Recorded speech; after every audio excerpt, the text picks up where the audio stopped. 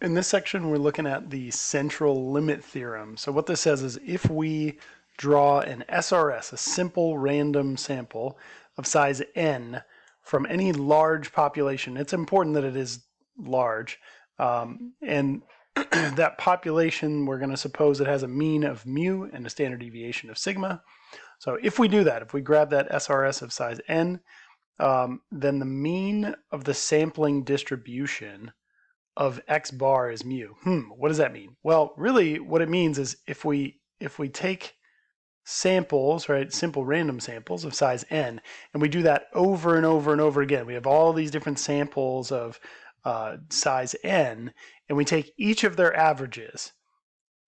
When we look at those averages of our samples, what they're going to have is the same mean as the mean of the population. So what we say is that the mean of all of our sample averages, so mu of x bar, is equal to mu, just the regular population mean.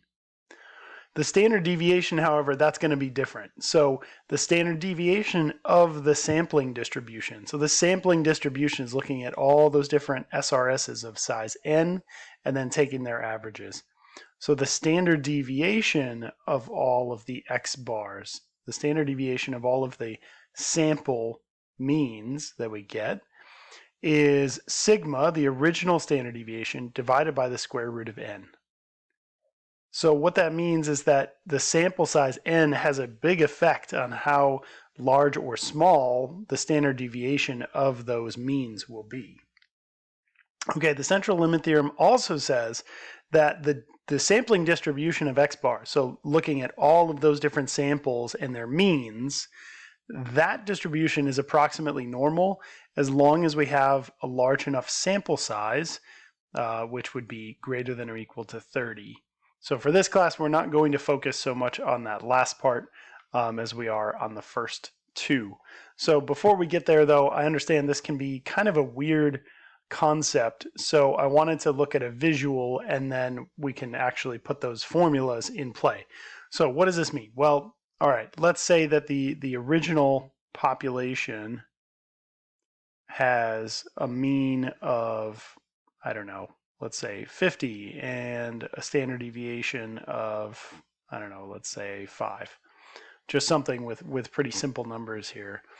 So we know that, all right, great, 50 is here, and then whatever, we can go in both directions. But the idea is if I take a single sample, if I take one sample of size n, then we take the mean of whatever variable we're interested in, right? It doesn't really matter for this particular problem, but we take the mean for that.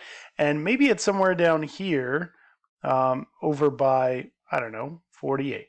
And so that's going to be our first sample. And then I take another sample, and maybe it's got a kind of bizarrely high average, and it's over here at like 57. And then I take another one, and it's got a mean right here at 51. And then I take another sample, and oh, the mean there actually is 48 again. And I take another sample, and we get something over here, maybe at like 53. Right, and I sample, okay, actually we get 50 this time. I sample again, we get 51, and then we get 49, and then we get 52, and then we get kind of maybe something way out here like 42 or something. But if we do this over and over again, what we're going to get is that a bunch of these values fill in, again, each one of these dots representing the mean for some sample of size n. And, you know, in this case, we could say, I don't know, maybe n is, we're taking samples of size, let's say 50, right? So pretty big samples. So we're going to we should have a lot of values really close to the real mean, right? So in that ballpark. And then some other values, of course, we're always going to have a few that are kind of weird outliers, but the general idea is that if we look at that distribution, if we sample over and over and over again, right, that we would get for all of the means, for all of the sample means, so we keep taking samples over and over and over again, that we would get something that has a roughly normal distribution. It has a mean that's the same as the original population, so the average of the averages, And then the standard deviation it's a little bit hard to visualize here, but it's actually going to be smaller than what we have for the original population, because we're taking, right, just the original population is looking at individuals, n equals 1. But if we increase n, then we're dividing by something down here, and that's going to make our value smaller. Okay, so that's just kind of the general concept. Let's look at a couple of examples. So for starters, we've got this SAT, the mathematics portion of the test. And in 2011, we're going to say, okay, these scores were roughly normal. The mean was 520. Standard deviation was 110. We're going to take an SRS of 64 students and then find their average. So 64 students average their SAT scores. And then we're going to repeat this over and over and over again, right? That's always the idea. We take this sample of size whatever, and we do it over and over and over again. So what's the mean? So the mean for those averages of all of our different samples, what should be the same as the original mean, right? And we were told that that was 520. So the means are pretty simple. They're not going to change. The standard deviation, though, for all of those samples of size 64, we're going to say, okay, well, that's the original standard deviation divided by the square root of n. So the original standard deviation is 110, and n in this case, right, is however big our sample size is, our simple random sample. So this is going to be divided by the square root of 64. A lot of times we'll use kind of nice values for n because, sure, we can make that an 8. You know, it's a perfect square. It doesn't really matter. We're not typically going to be doing this by hand, right? And then we would go calculate this thing. Now, I have made for us a nice little template that'll be posted, and it's a little central limit template here. And so what we need is to fill in the yellow area. So the mean, standard deviation, and sample size. So let's remind ourselves of those.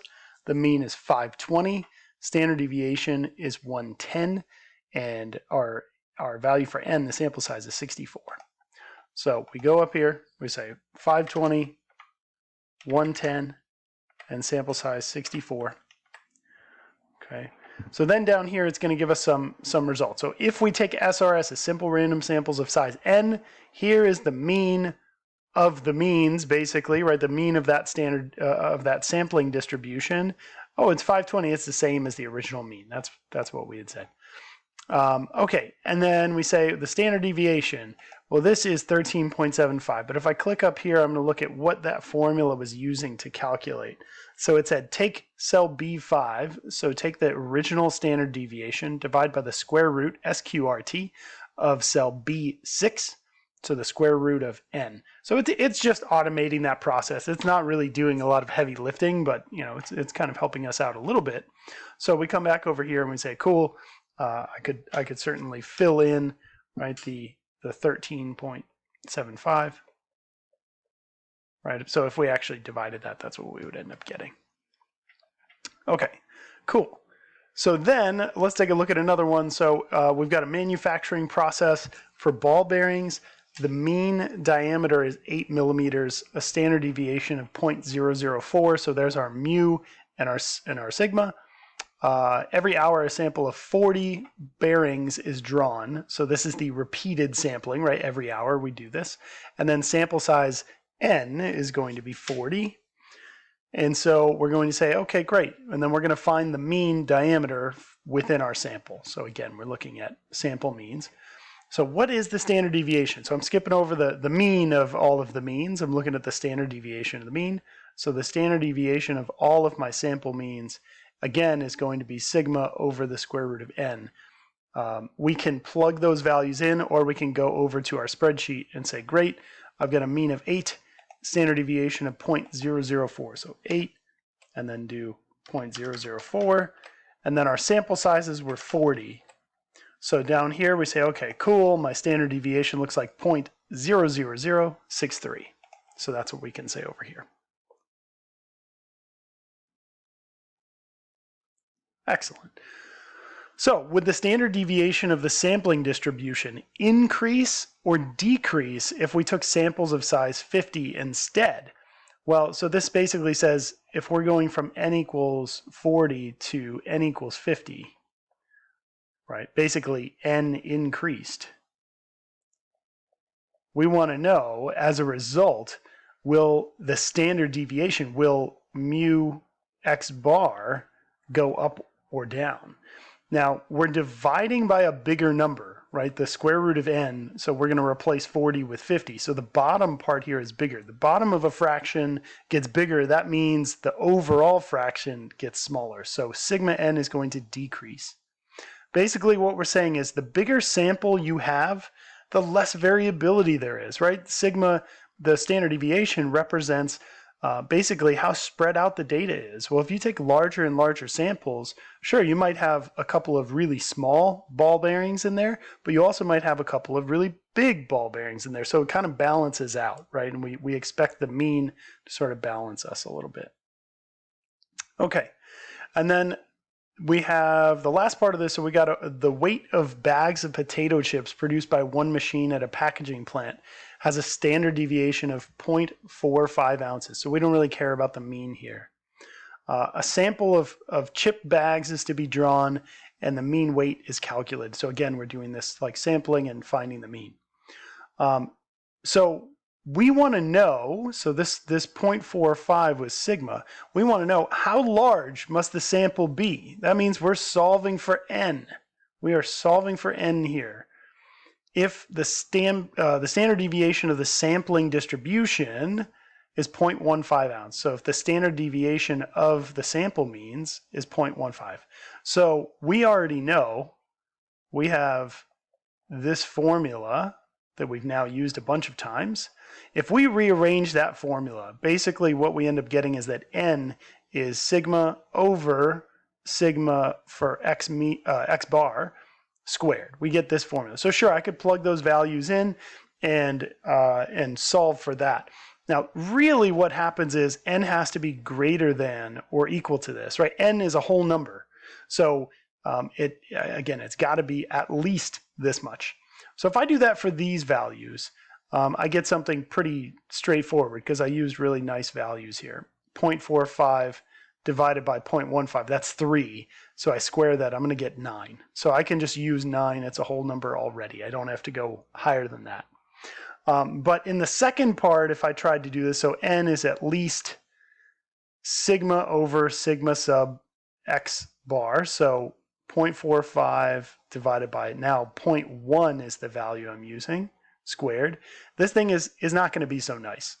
So again, we can use our template. I made a portion for this to help us out. So that's down here, solving for n. So the original standard deviation was 0.45. Let's double check part A. So if the standard deviation of the sampling distribution is 0.15, hey, sure enough, we get 9 as our value for n. Now that's the unrounded version and the rounded up version. And to round something up, you use the round up function. So you say, what do you want to round up and to how many digits? You just say 0 digits if you want a whole number, which we do. But if you want to go to more decimal places, just replace that 0. So okay, let's check the last part there. So instead of 0.15, we said, well, what if it's 0.1? So the unrounded version, right, 20.25 is the exact value, but n has to be a whole number. You're taking a sample of size n. You can't take 0.25 bags of chips. So we're going to round that up. We're going to use 21. So 21 is going to be our answer.